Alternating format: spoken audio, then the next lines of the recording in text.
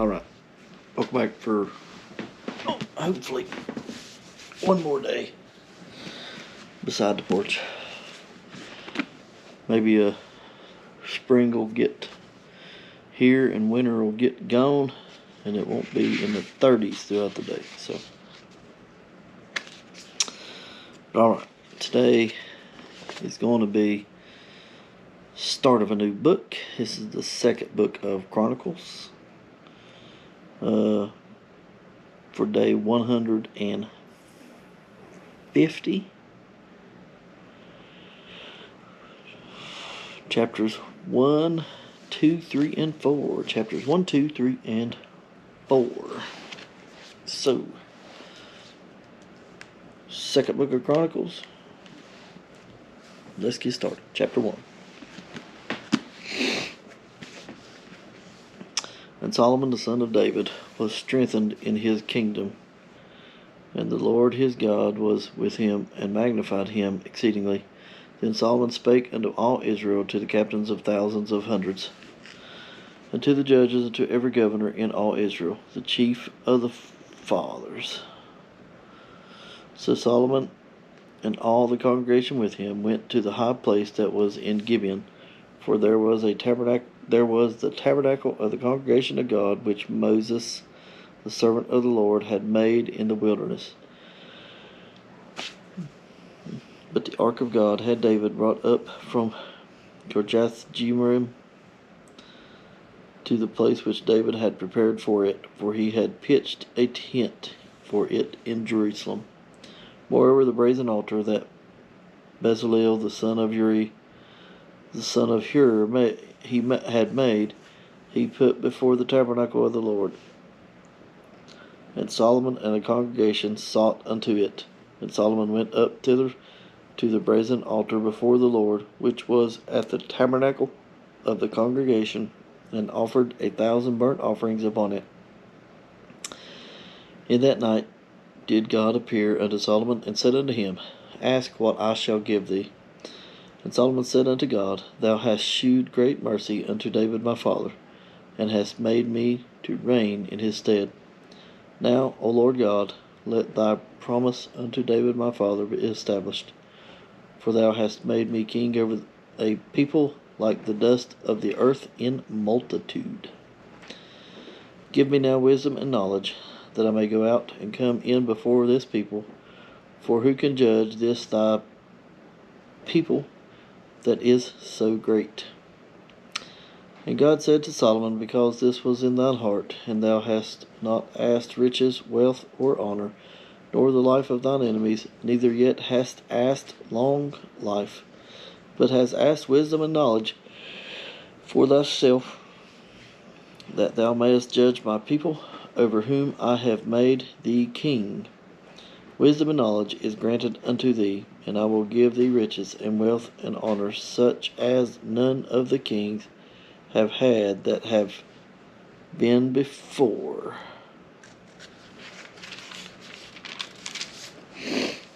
thee, neither shall there any after thee have the like.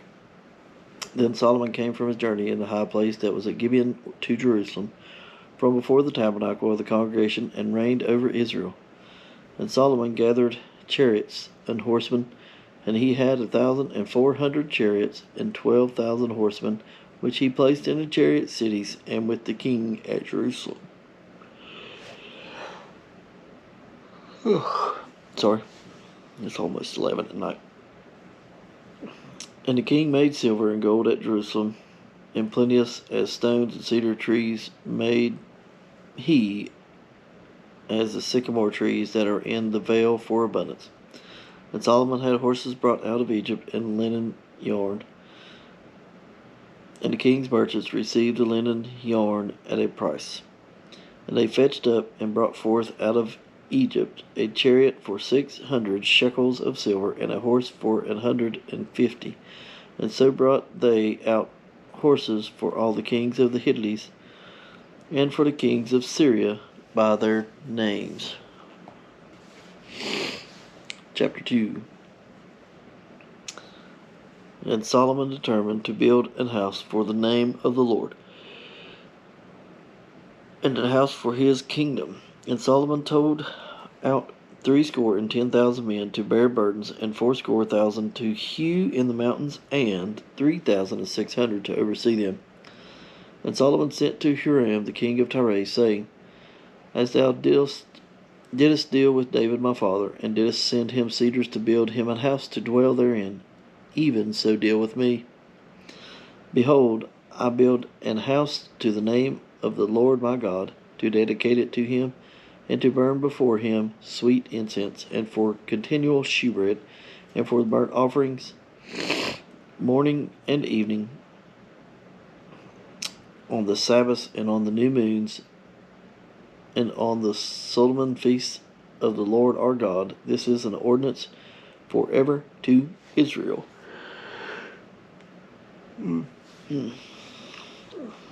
And the house which I build is great, for great is our God above all gods. But who is able to build him an house, seeing the heaven and heaven of heavens cannot contain him?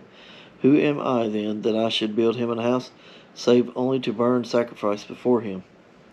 Send me now, therefore, a man cunning to work in gold, and in silver, and in brass, and in iron, and in purple, and crimson, and blue, and that can skill to grave with the cunning men that are with me in Judah and in Jerusalem, whom David my father did provide.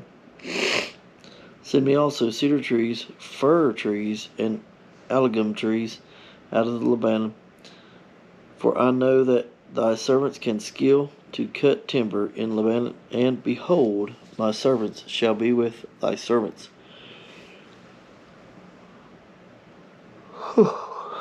My apologies.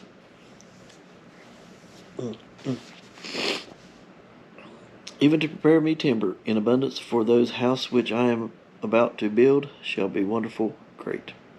And behold, I will give to thy servants and hewers that cut timber 20,000 measures of beaten wheat, and 20,000 measures of barley, and 20,000 baths of wine, and 20,000 baths of oil. Then Huram the king of Tyre answered in writing, which he sent to Solomon, Because the Lord hath loved his people, he hath made thee king over them.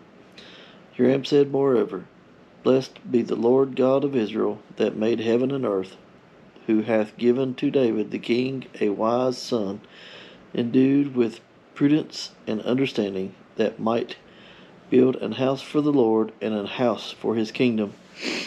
And now I have sent a cunning man, endued with understanding of Hurman, my fathers,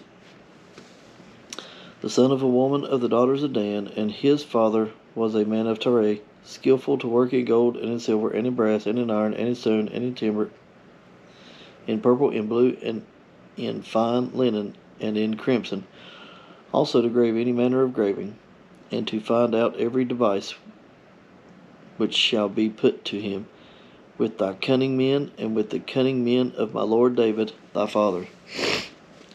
Now therefore the wheat, and the barley, the oil, and the wine, which my Lord hath spoken of, let him send unto his servants. And we will cut the wood out of Lebanon, as much as thou shalt need, and we will bring it to thee in floats by sea to Joppa, and thou shalt carry it up to Jerusalem. And Solomon numbered all the strangers that were in the land of Israel, after the numbering wherewith David his father had numbered them, and they were found 150,000 and 3,600.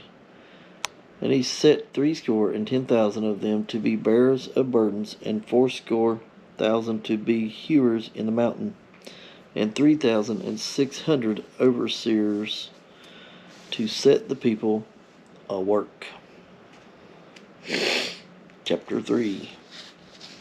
Then Solomon began to build a house of the Lord at Jerusalem in Mount Moriah, where the Lord appeared unto David his father, in the place that David had prepared in the threshing floor of Ornan the Jebusite. And he began to build in the 2nd day of the 2nd month, in the 4th year of his reign. Now these are the things where Solomon was instructed for the building of the house of God: the length by cubits after the first measure, was 3 cubits, and the breadth 20 cubits. And the porch that was in the front of the house, the length of it was according to the breadth of the house 20 cubits, and the height was 120. And he overlaid it with pure gold. And the greater house he sealed with fir tree. I guess it means sealing by the way it's spelled. He sealed with fir tree, which he overlaid with fine gold, and set thereon palm trees and chains. And he garnished the house with precious stones for beauty. And the gold was gold of Parvim.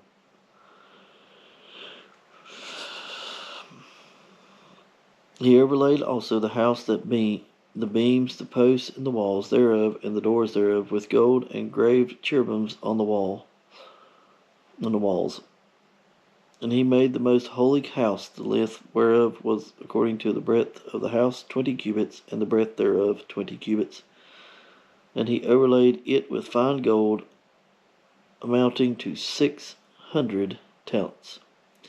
And the weight of the nails was 50 shekels of gold, and he overlaid the upper chambers with gold. And in the most holy house he made 2 cherubims of image work, and overlaid them with gold. And the wings of the cherubims were 20 cubits long.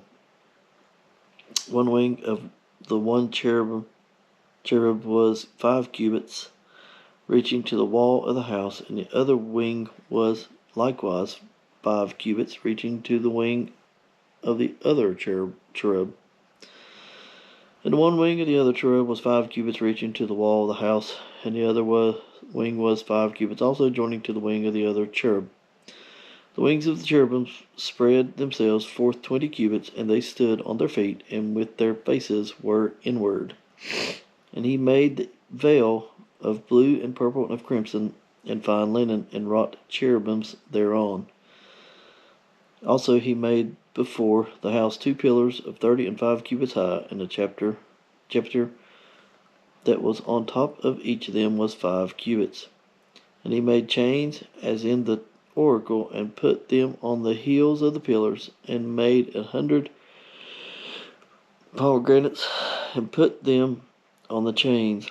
And he reared up the pillars before the temple, one on the right hand and the other on the left, and called the name of that on the right hand Jachin, and the name of that on the left Boaz. Chapter 4. Moreover, he made an altar of brass, 20 cubits the length thereof, and 20 cubits the breadth thereof, and 10 cubits the height thereof. Also he made a molten sea of 10 cubits from brim to brim, round in compass, and 5 cubits the height thereof, and a line of 30 cubits did compass it round about. And under it was the similitude of oxen, which did compass it round about, 10 in a cubit, compassing the sea round about. 2 rows of oxen were cast when it was cast. Sorry. It stood upon 12 oxen, 3 looking toward the north, and 3 looking toward the west, and 3 looking toward the south, and 3 looking toward the east. And the sea was set above upon them, and all their hinder parts were inward. And the thickness of it was an handbreadth, and the brim of it was like the work of the brim of a cup, with flowers of lilies, and it received and held 3,000 baths. He made also 10 lavers, and put 5 on the right hand, and 5 on the left, to wash in them, which things as they offered for the burnt offerings they washed in them. But the sea was for the priest to wash in. And he made 10 candlesticks of gold according to their form, and set them in the temple, 5 on the right hand, and 5 on the left.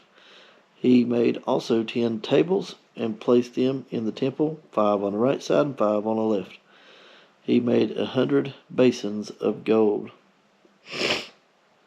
Furthermore, he made the court of the priests, and the great court, and the doors for the court, and overlaid the doors of them with brass. And he set the sea on the right side of the east end, over against the south. And Huram made the pots and the shovels and the basins, and Huram finished the work that he was to make for King Solomon for the house of God, to wit, the two pillars and the pommels and the chapiters which were on top of the two pillars, and the two wreaths to cover the two pommels of the chapiters which were on the top of the pillars. And 400 pomegranates on the two wreaths, 2 rows of pomegranates on each wreath to cover the two pommels of the chapiters which were upon the pillars. He made also bases, and lavers made he upon the bases. 1 sea and 12 oxen under it. The pots also, and the shovels, and the flesh hooks, and all their instruments did Huram his father make to King Solomon for the house of the Lord of bright brass. In the plain of Jordan did the king cast them in the clay ground between Succoth and Zeradiah-Dithah. Thus Solomon made all these vessels in great abundance, for the weight of the brass could not be found out. And Solomon made all the vessels that were for the house of God, the golden altar also, and the tables whereon the shewbread was set. Moreover, the candlesticks with their lamps, that they should burn after the manner before the oracle of pure gold. And the flowers and the lamps and the tongs made he of gold, and that perfect gold. And the snuffers, and the basins, and the spoons, and the censers of pure gold, and the entry of the house, the inner doors thereof for the most holy place, and the doors of the house of this temple were of gold. All right.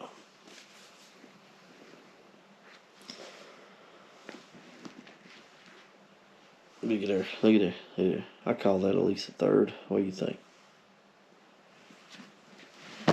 So, that's all we got for day 150. Started a new book yet again. Another milestone. Every day is. Man, it's great. Tired. I need to try to do this a little bit earlier. Every now and again I get an opportunity to do it earlier. And when I do get to do that, we do get to upload early in the morning. Otherwise, like I say, I'm reading nearly 11 p.m. I don't know why it kicks off sometimes. It's going to be a very short ending. As I was saying, it's nearly 11 p.m. Maybe after now. I don't know. But either way, thanks for joining me. Thanks for sharing. Thanks for watching. Appreciate everybody's support. And I will see you tomorrow.